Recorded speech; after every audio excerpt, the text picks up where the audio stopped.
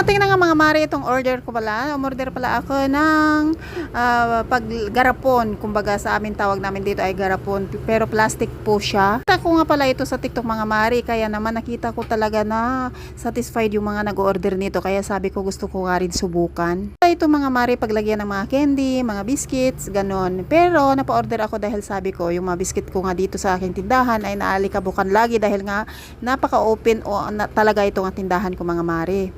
At tabi pa talaga ng daanan. So napakaalikabok talaga. Kahit oras-oras po ikaw nagpapagpag, ganun pa rin, maalikabok pa rin talaga mga mare. So ayaw ko minsan na binibigay ko yung aking paninda sa customer na napakaalikabok. Mga mare, nag-check out nga ako at kanina ay dumating na at ito atin ang bubuksan. Akala ko nga napakalaki nito mga mare kasi 1 liter siya. Pero okay naman. Kasyang-kasya naman yung isang tinapay dito, isang biscuit dito mga mare.